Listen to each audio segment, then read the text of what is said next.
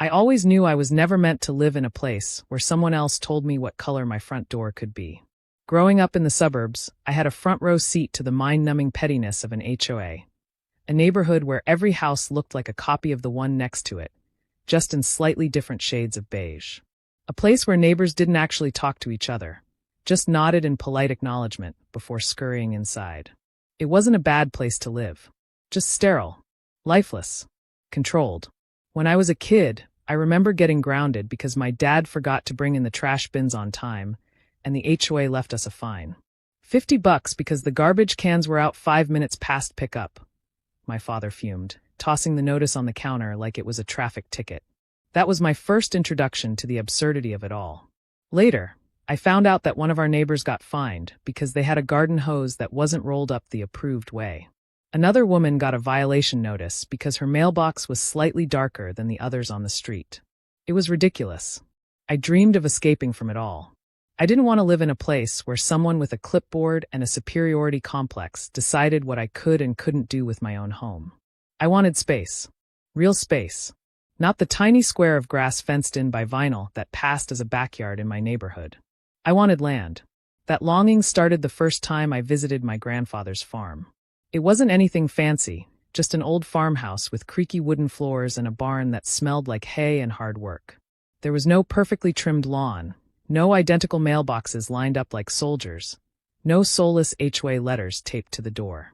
There was just open sky, rolling fields, and the kind of peace you couldn't find anywhere near a cul-de-sac. I remember sitting on the porch with my grandfather, watching the sunset stretch across the horizon in brilliant oranges and purples. At night, the stars came out in a way I had never seen before.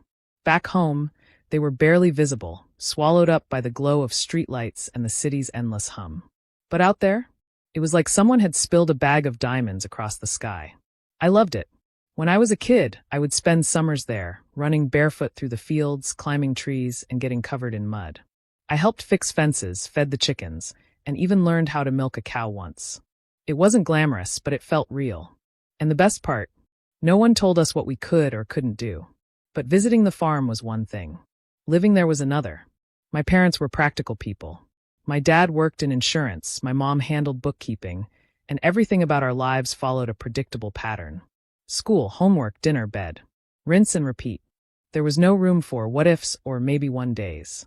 The path was clear. Go to college, get a degree, get a stable job, buy a house, and live like everyone else. So that's what I did. I went to business school, not because I loved it, but because it seemed like the safest option. I graduated, got an office job, and moved into a tiny apartment in the city. It was fine. The paycheck covered the bills. I had a coffee shop downstairs, a gym within walking distance, and a grocery store around the corner. Everything was convenient. Everything was easy. And yet, I felt trapped. My entire life was confined to a concrete box. I woke up to the sound of traffic instead of birds. I commuted in crowded subway cars, squeezed between strangers who looked just as exhausted as I felt. I worked in a cubicle, staring at spreadsheets all day, pretending to care about numbers that meant nothing to me. Then I went home, microwaved dinner, and repeated the cycle the next day. I hated it. I started reading books about people who had done what I wanted to do, people who left the city behind to live off the land. I devoured memoirs about homesteading, about people who had built cabins with their bare hands, who farmed, who worked the land and lived freely. These weren't just fantasy stories to me. They were proof that it could be done. So I started planning. I created a folder on my computer called Escape Plan. Every extra dollar I had went into a separate savings account. No vacations. No expensive nights out. Just a relentless focus on one goal, buy land. I scrolled through real estate listings daily, searching for the perfect place. Something rural, something quiet, something far, far away from anything that resembled an HOA. My friends thought I was joking. What are you going to do out there? Talk to cows. Dude, you don't even know how to build a bookshelf, let alone a farm. I ignored them. They didn't get it. The city was suffocating me. Every high-rise, every honking car, every crowded sidewalk felt like a cage. I needed out. Then one day I found it. The listing was simple. Farmhouse. 3-bedroom. Barn. 10 acres. Needs work. I clicked on the photos. The house was old but still standing strong. The barn was weathered but solid. The land stretched out in every direction, wild and uncontained. It wasn't much, but it was perfect. And most importantly, it wasn't in an HOA. I didn't even hesitate. I scheduled a visit, drove out to see it in person, and the second I stepped onto that land, I knew. This was it. This was freedom. I bought it. Signing the papers was the best feeling in the world. For the first time, I owned something that was truly mine. There were no neighbors to report me for leaving my trash bins out too long. No one to tell me how I had to mow my lawn. No letters from a board of strangers dictating how I could live. I spent the first few months fixing it up, painting the house a deep, rich blue. Because I could. I revived the old garden, mended fences, and cleaned up the barn. Every day was exhausting, but for the first time in my life, I felt satisfied at the end of the day. I wasn't just existing anymore. I was living. Then came the letter. At first, I thought it was junk mail. One of those fake notices from a car warranty company or some scammer trying to get my information. But when I opened it, my stomach dropped. It was a violation notice. From an HOA. Which didn't make sense. Because I wasn't in an HOA. I skimmed the letter, and the absurdity of it nearly made me laugh. Apparently, I had committed several infractions. Unapproved paint color. Lawn too tall. Barn visibility from the street. Unauthorized livestock ownership. The last one really got me. I had 2 goats. 2. It wasn't like I was running a full-scale ranch. At the bottom of the letter was a threat, written in bold, ominous font. Failure to comply will result in daily fines and possible legal action. I read it twice, trying to make sense of it. This had to be a mistake. There was no way this applied to me. So I did the only logical thing. I called them. That was my first mistake. Because when I got Natalie, the HOA president, on the phone, I realized very quickly that this was no mistake. And she wasn't backing down. The HOA letter sat on my kitchen table, taunting me. The sheer audacity of it was almost impressive. Almost. I wasn't in an HOA. That was a fact. My property deed said so. The county records said so. Logic and basic common sense said so.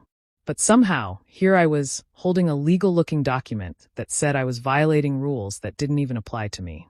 I figured this was just some clerical error. A simple misunderstanding. Maybe some overworked office worker had accidentally included my address in their database. I'd make a quick phone call, clear things up, and that would be the end of it. I had no idea I was about to walk into a battle. The HOA's number was printed at the bottom of the letter, so I dialed it, half expecting to get some bored receptionist who'd apologize for the mix-up. Instead, I got Natalie.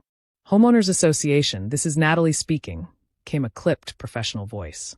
She sounded exactly like the kind of person who got drunk on making other people's lives miserable. Yeah, hi, I said, keeping my tone light. I just got a violation notice from your HOA, but I think there's been a mistake. My property isn't part of the HOA. There was a pause. A long one. The kind that made it clear she was already judging me. Our records indicate that your property falls within the HOA's jurisdiction, she said, in a tone that suggested I was some kind of idiot for even questioning it. Well, that's funny, I replied, because my deed says otherwise.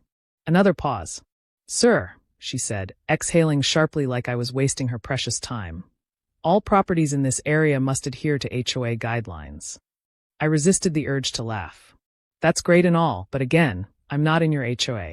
Sir, refusal to comply will result in escalating fines and possible legal action. It was then that I realized 2 things. 1, this wasn't a mistake. 2, Natalie was not going to back down. Well, Natalie, I said, keeping my voice deliberately cheerful. You go ahead and try. But I'm not paying a dime. I hung up before she could respond, feeling smug. That feeling lasted about 24 hours. The next day, I got another letter. This one wasn't just a violation notice, it was a fine. Apparently, since I hadn't corrected my infractions, I was now being charged $50 per day until I complied. By the end of the week, the fines had escalated to $100 per day. Then $200. It was like some kind of extortion racket. At this point, I was both furious and slightly impressed. The HOA was relentless. Every day, I got another official-looking envelope in the mail, each one more aggressive than the last.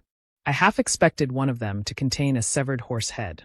Still, I wasn't about to back down. But the real escalation came when they started showing up. One afternoon, I was repainting my fence when I saw a group of HOA board members standing at the edge of my property. 4 of them. clipboards in hand, muttering to each other, occasionally pointing at my house. I walked over, gripping the paintbrush like a weapon. "Can I help you?" I asked, though what I really wanted to say was, "Are you lost?" One of them, a balding guy with tiny glasses, cleared his throat. "We're conducting a compliance check." "Compliance for what?" I asked, crossing my arms. "For the HOA regulations," he said matter-of-factly. I laughed. Right in his face. "I'm not in the HOA." He frowned, adjusting his glasses. "Our records say otherwise."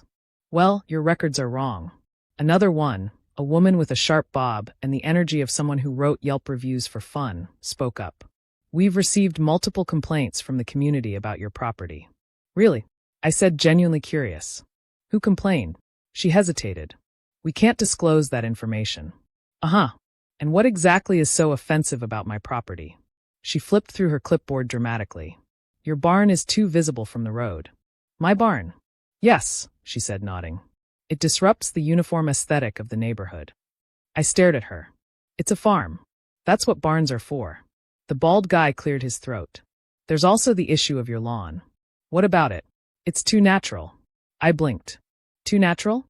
He gestured vaguely at my yard. "It's not uniformly trimmed. The HOA requires all lawns to be cut to a maximum of 2 inches. I looked at my property. "It's 10 acres. You want me to mow 10 acres of land down to exactly 2 inches?" He nodded solemnly, like he had just delivered a royal decree. I took a deep breath. "Okay, let's say hypothetically I was in the HOA. Which I'm not. What exactly would happen if I just ignored all of this?" The woman smirked. "Noncompliance will result in escalating fines. If unpaid, a lien can be placed on your property. Eventually, it could be foreclosed upon." I exhaled slowly. "You people are insane." She raised an eyebrow. "So you're refusing to comply?" I grinned. "Oh, 100% refusing." That was the moment I officially became their enemy. The next week was hell. More letters. More fines. More board members snooping around. I started seeing mysterious cars parked near my property, just sitting there, watching. I tried attending an HOA meeting in person, thinking maybe I could reason with them. I was wrong. The moment I walked through the door, a security guard blocked my path. "You're not in good standing," he said. "I'm not even a member," I shot back. "Then you can't attend," he said, shrugging. At that point, it was war. If they wanted to act like I didn't exist, fine. I would make damn sure they couldn't ignore me. I built a sign. Not some tiny yard sign. A massive, 12-foot wide banner with bold, black letters on a bright yellow background. It read, "This property is not part of the HOA. Stop sending false violations. Trespassers will be prosecuted." I put it right at the entrance of my property, big enough for everyone to see. And for a few days, silence. No new letters. No HOA goons lurking around. I thought maybe, just maybe, they had backed off. Then she showed up. Natalie.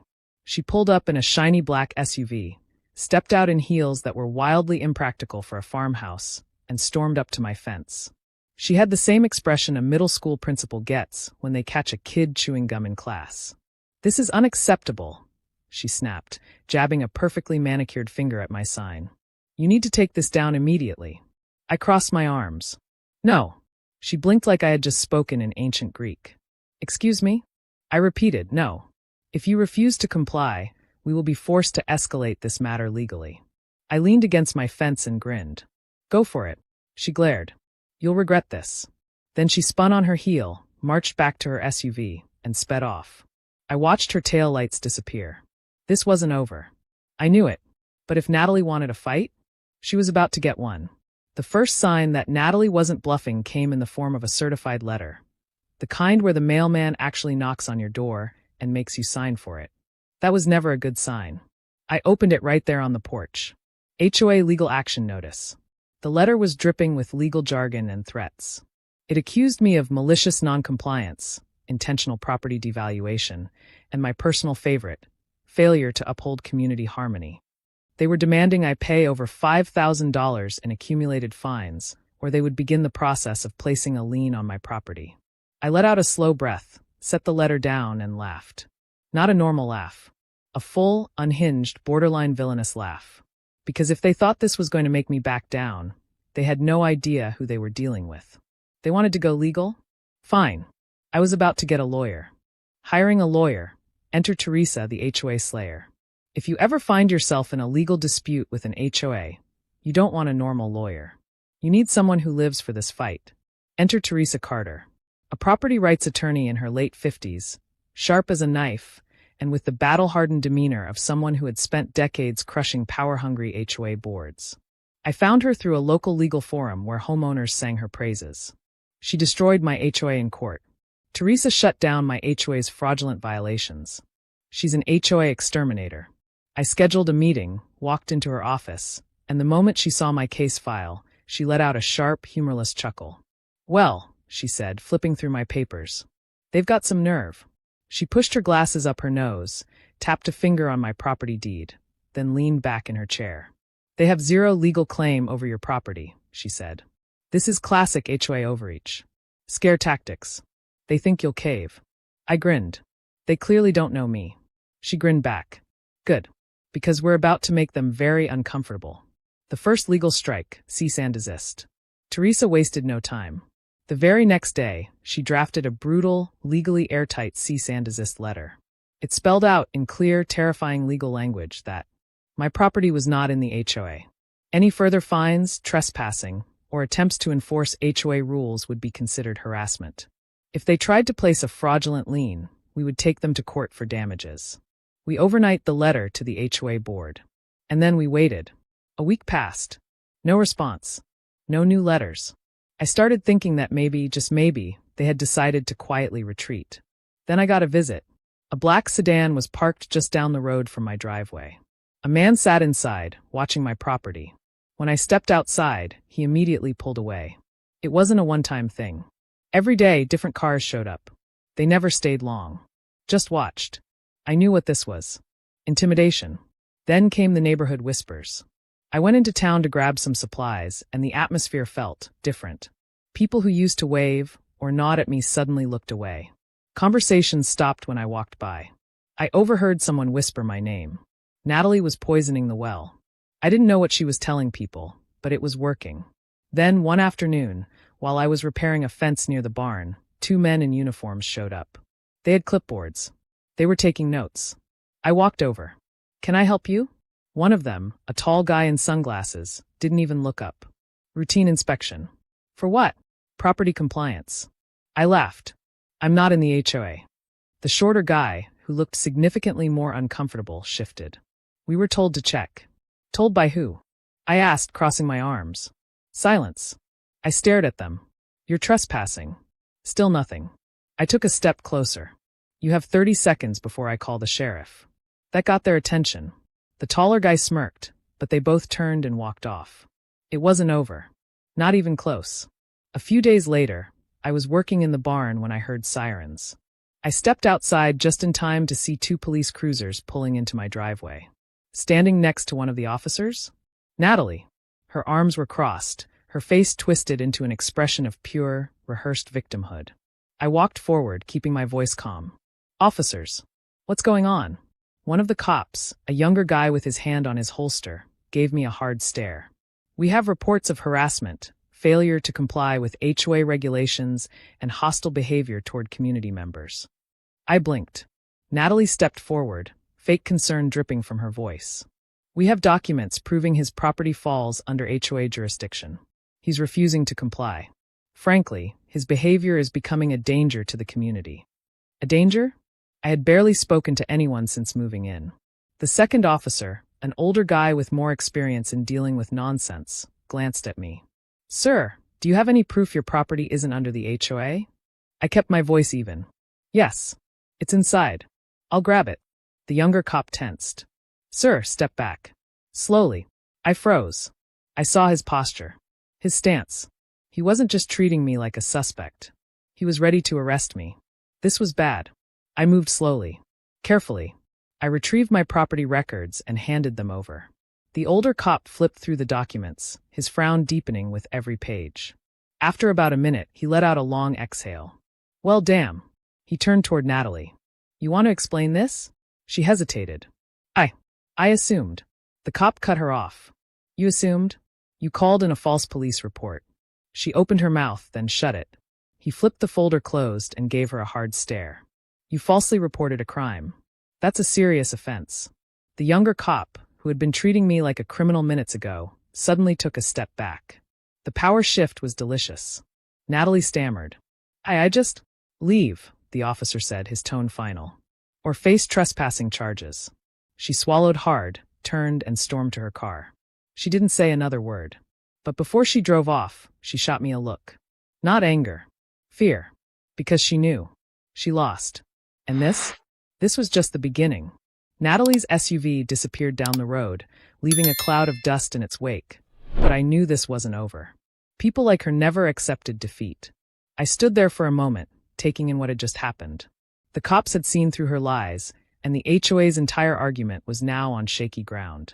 But I also knew something else. She wasn't going to stop. If I was going to end this once and for all, I needed to go on the offensive. The gloves were coming off. That night, I called Teresa and gave her the full rundown. The fines, the intimidation tactics, the trespassing, the false police report, all of it. She was delighted. Oh, she said, voice practically purring over the phone. They screwed up. Yeah, they just crossed the line from annoying HOA into outright legal harassment. False police reports? Trespassing? We have enough here to go after them for damages. I grinned. So what's next? We're going to play dirty, she said. She laid out the plan. File an official harassment complaint against the HOA with the county. Report Natalie's false police report to Internal Affairs. Get a judge to issue a restraining order against further HOA enforcement on my property. Notify the local press. The last part made me hesitate. Press? Absolutely, she said. HOAs hate bad publicity. Nothing makes them crumble faster than public outrage. And once the town hears how they tried to steal land that wasn't theirs, Natalie's reign is over. I liked the sound of that. The next morning, Teresa filed everything. By noon, the HOA had been served with a legal cease and desist order. It officially warned them to back off or face serious legal consequences. At the same time, I submitted my harassment complaint to the county office. And that's when the rumors started. Apparently, a few board members had no idea what Natalie had been doing. They thought I had been voluntarily ignoring HOA guidelines. Not that Natalie had been falsifying violations to take control of my property.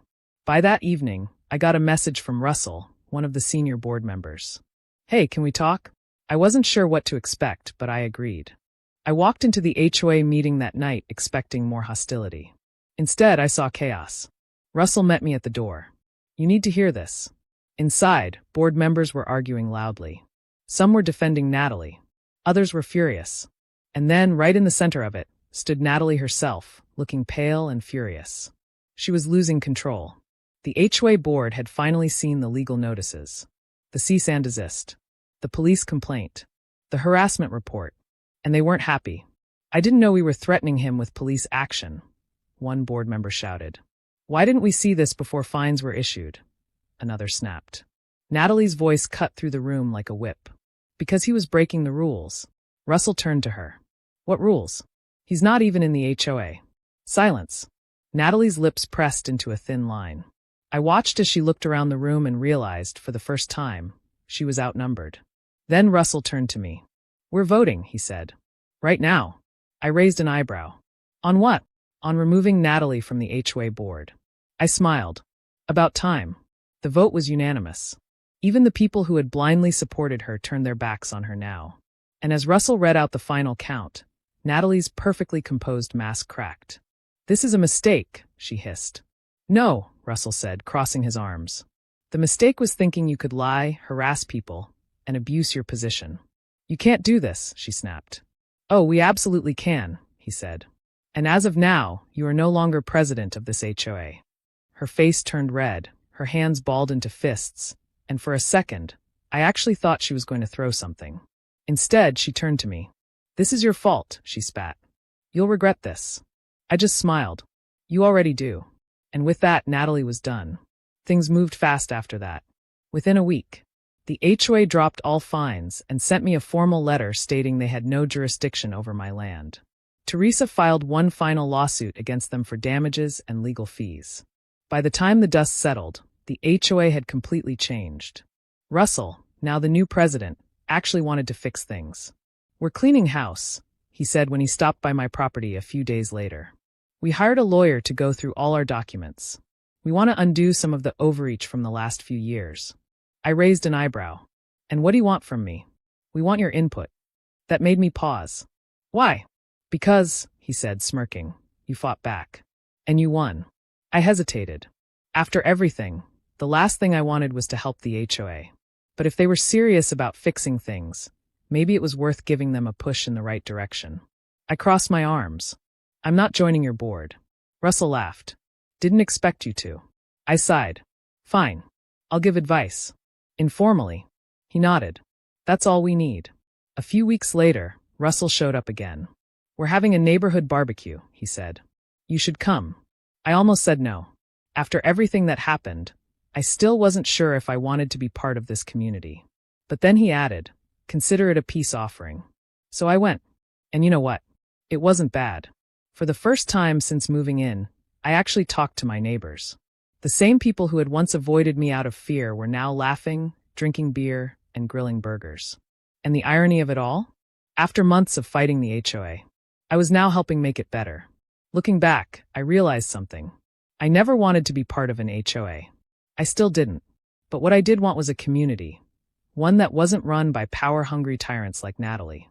And by fighting back, by refusing to let them bully me, I had somehow forced that change to happen. I had fought them. I had beaten them.